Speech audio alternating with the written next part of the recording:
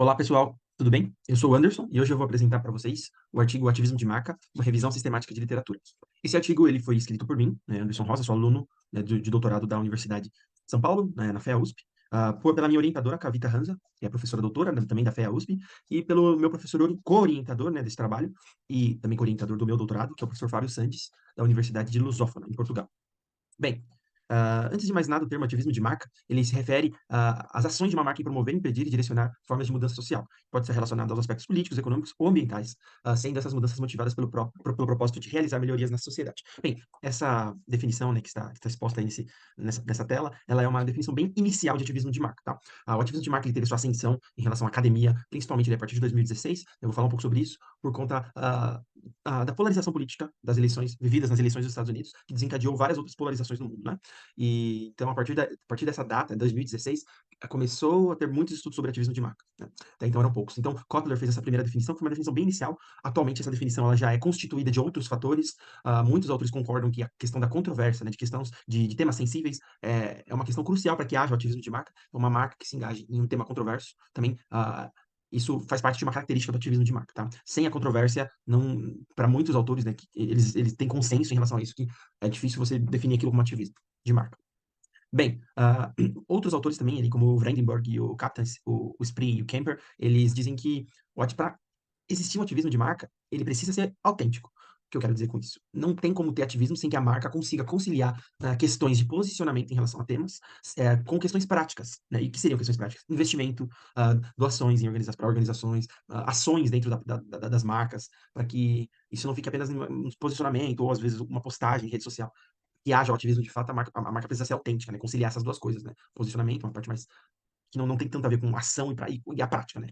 E aí sim, existe, esses dois conciliados, existe o ativismo autêntico de marca. E quando existe essa combinação, então a marca tem um grande potencial para gerar mudanças sociais e aumentar sua equidade, né? O brand equity dela. Por outro lado, as marcas que utilizam mensagens ativistas sem conexão com a proposta de valor, valores e práticas estão cometendo o walking washing, né? Que é uma prática inautêntica de ativismo. E pode prejudicar a imagem da marca. Então, ao contrário aí do ativismo autêntico, que é o ativismo inautêntico, né? Quando a marca faz isso para parecer que ela é uma marca engajada, uma marca ativista, e na realidade isso não se concretiza, né? Não tem ações, né, que a marca consiga conciliar esse seu posicionamento, as pessoas não veem isso como algo bom, então a marca, isso é prejudicial para a imagem, né? E não tem nenhum potencial de gerar mudança. Então é muito ruim isso, quando existe esse walking washing. Bem, uh, ainda que muitos estudos indiquem a importância do ativismo de marca para as organizações, não há uma sistematização clara sobre esse conceito, faltando direções sobre essa abordagem na literatura. Uh, Vale ressaltar aqui que, até a data, né, da minha submissão desse artigo, não haviam revisões sistemáticas de literatura sobre essa temática. Em julho foram publicados duas revisões sobre ativismo de marca, né? Então, vale ressaltar isso. Mas meu estudo também ele tem uma contribuição importante, né, que é um pouco diferente das outras, então, principalmente na parte de análise, então, vai ser bem legal discutir isso aqui com vocês. Então, o principal objetivo do meu estudo é organizar e sintetizar os estudos anteriores sobre ativismo de marca.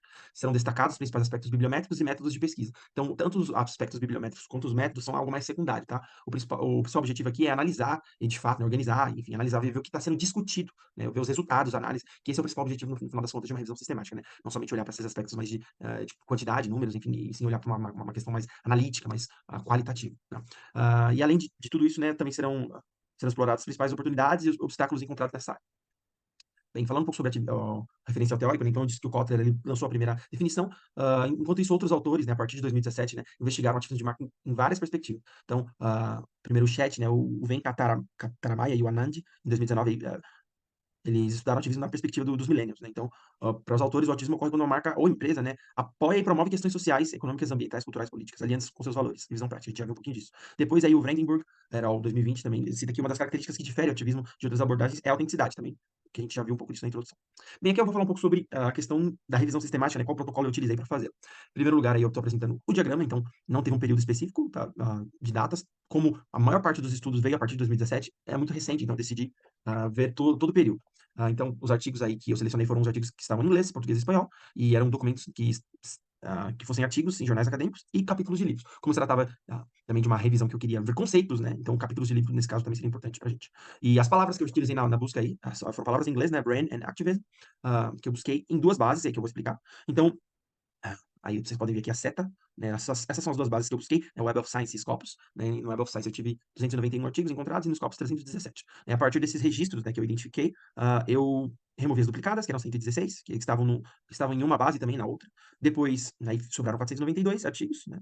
Sobraram não, foram selecionados 492 artigos.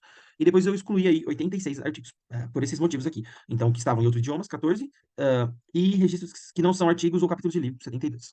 Depois, no estágio 2 aí, eu acessei, né, todos os textos, né, desses 406 artigos aí selecionados, a partir do estágio 2, e eu escolhi de acordo com alguns critérios, critério 1 e critério 2. Eu deixei uma legenda aqui. Então, critério 1 é todos os artigos que eu apenas mantive na minha base os artigos que tinham H-index acima de 20. Então, eu excluí os que tinham H-index abaixo de 20, que são, no caso foram 37. E para o critério 2, apenas estudos com ativismo de marca como um conceito único. Então, foram excluídos aí 322 artigos porque tratavam apenas do ativismo ou apenas de aspectos da marca, né? Ou às vezes falavam, mas não era o tema principal, não tinha um conceito bem definido, um conceito teórico sobre ativismo de marca. Então, eu eliminei esses artigos também, né? Excluí da base, e aí sobraram 47 estudos que foram os selecionados para essa revisão sistemática. Então, os primeiros estudos sobre a temática de ativismo de marca discutem sobre, na verdade, o ativismo anti-marca, né? Então, a gente vê aí um movimento em que os consumidores se unem para boicotar marcas, né? Enfim, principalmente na era da rede social, trazer campanhas contra marcas. Então, a partir disso, as marcas surgem, né? Olham para o ativismo de marca como uma resposta para esse primeiro ímpeto do ativismo anti-marca. Então, surge como uma resposta às mudanças sociais e vulnerabilidades nas identidades e valores individuais. Então, o ativismo anti-marca. E aí, o aumento de número de publicações acadêmicas sobre ativismo de marca a partir de 2016, devido à polarização política vivida no mundo, principalmente em decorrência das eleições nos Estados Unidos. Então, já citei isso, né? Então, a partir de 2016, houve um aumento significativo de estudos sobre ativismo de marca. Até então, tínhamos muito pouco. Eu encontrei um ou dois artigos assim espalhados e bem espaçados em relação a períodos. E a partir de 2016, a gente vê uma concentração grande ali. Em 2017 aumenta, em 2018 aí é um aumento bem significativo e exponencial em relação aos estudos publicados. Então, maior pressão dos consumidores por posições políticas mais bem definidas a partir, né, dessas polarizações, principalmente nas eleições dos Estados Unidos, então cobrando das marcas que tivessem posições em relação a situações que o mundo e a sociedade vinham passando. Então, a gente teve o Black Lives Matter em 2020, que foi um episódio bem importante em relação a isso, muitas posições em relação às marcas e campanhas. Teve o Brexit também na Europa, fatores relacionados à imigração também contribuíram aí para o estudo desse fenômeno. Bem, a parte de análise aqui, né, então os artigos selecionados revelam que a autenticidade entre a causa apoiada pela marca e os valores do consumidor, ela desempenha um papel crucial na formação de atitudes favoráveis e variáveis que se relacionam ao consumo da marca. Então, outra coisa aí que o ativismo também pode ter efeitos positivos na imagem e reputação da marca, desde que seja percebido como genuíno e autêntico. De novo, a autenticidade aí como um fator bem importante. Em parte das pesquisas existentes, tem se concentrado muito nas reações dos consumidores, deixando de explorar um pouco as estratégias e decisões dos gestores que utilizam o ativismo. Então, essa lacuna aí que eu encontrei também, pouca coisa sobre estratégia para aplicar o ativismo, né? Então, mais aí na visão dos gestores. Bem, para as considerações finais, a ascensão do ativismo de marca como uma prática estratégica foi impulsionada pela manifestação dos consumidores nas redes sociais, né, que trouxe maior visibilidade e pressão nas empresas, então esse primeiro momento aí de ativismo anti-marca, né, e boa parte dos estudos, eles de fato se concentram nas reações dos consumidores, né, investigando os efeitos do ativismo de marca e nas suas percepções. Então, foi destacada a importância da autenticidade também e da conexão entre a causa apoiada pela marca e os valores em relação à aplicação do ativismo de marca.